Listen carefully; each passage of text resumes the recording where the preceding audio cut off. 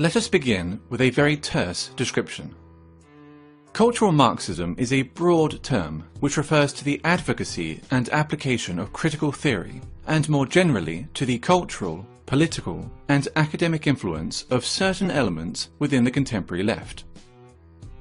The roots of cultural Marxism are to be found in what is commonly known as the Frankfurt School. The term arose informally to describe the thinkers affiliated or merely associated with the Frankfurt Institute for Social Research at the Goethe University in Frankfurt, Germany during the interwar period. Critical of both capitalism and Soviet socialism, they sought to address the perceived shortcomings of classical Marxism in the pursuit of societal change. Their work came to be referred to as critical theory. Defining or categorizing critical theory is exceptionally difficult, for it pertains to a broad, almost disparate set of ideas, individuals, and approaches. The underlying and enduring aspect of critical theory, common to all its offshoots, nonetheless, is the creation of interdisciplinary theories that might serve as instruments of social transformation. During the 1960s, the Frankfurt School critical theory gained traction with some segments of the left-wing and leftist thought in both Europe and North America. Today, its influence is felt throughout Western academia, dominating the social sciences and humanities. Gender studies and whiteness studies being two such examples. One of the most influential critical theorists and an original member of the Frankfurt School was Herbert Marcuse. A cursory glance at any paragraph written by Marcuse will set alarm bells ringing for anyone even remotely familiar with the current culture of intolerance on college and university campuses. Consider the following passage from his 1965 essay, Repressive Tolerance. The small and powerless minorities which struggle against the false consciousness and its beneficiaries must be helped. Their continued existence is more important than the preservation of abused rights and liberties, which grant constitutional powers to those who oppress these minorities.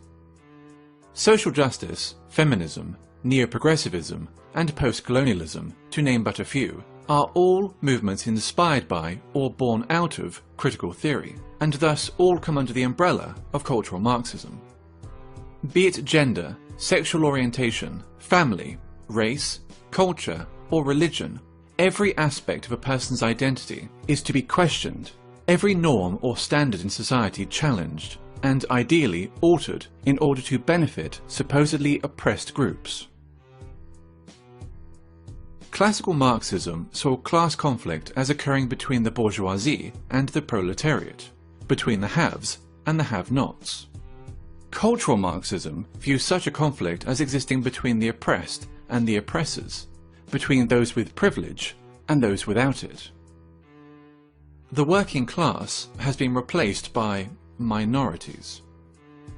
Majority groups are typically defined as privileged and oppressive, with minority groups accordingly labelled underprivileged and oppressed. Heterosexuals are oppressive. Cisgender people are oppressive. Whites are oppressive, especially white men. Christians are oppressive. Those that do not fit into these groups are thus considered oppressed. It stands to reason, therefore, that if heterosexuals are oppressors, the solution is to encourage other forms of sexuality. If whites are oppressors, the solution is racial diversity. If cisgender people are oppressors, the solution is to encourage transgenderism.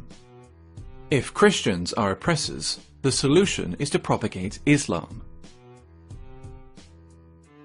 Theodor Adorno, another original member of the Frankfurt School, wrote a book entitled The Authoritarian Personality, in which he defines parenthood, pride in one's family, Christianity, adherence to traditional gender roles and attitudes towards sex, and the love of one's own country as pathological phenomena. This tendency to pathologize opinions and life patterns, which are not in accordance with its own political ends, is characteristic of cultural Marxism. Differing views are thus described as irrational fears or phobias.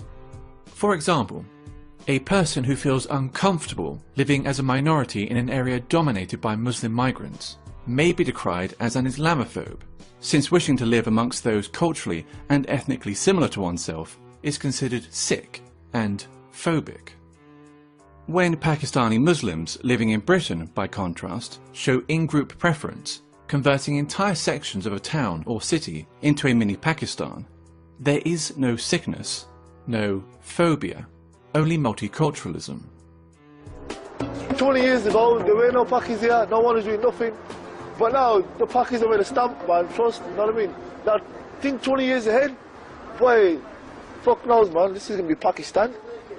Or England, it's going to be Pakistan, man. They're all fucking shipping over. A popular and propagandist manifestation of cultural Marxism is political correctness, in which media channels and social scientists make it a mandatory exercise to do the following.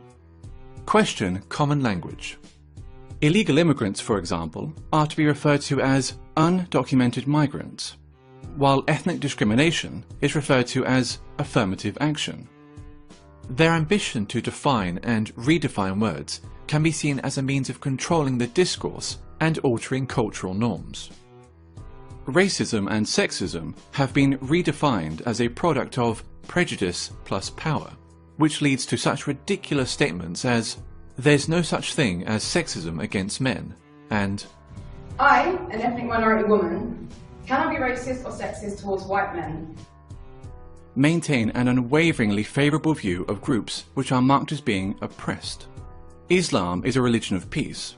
Black Lives Matter is a peaceful, legitimate protest movement. Feminism is only about equality, and so forth. No deviation from the aforementioned narrative will be entertained, ever, nor will criticism.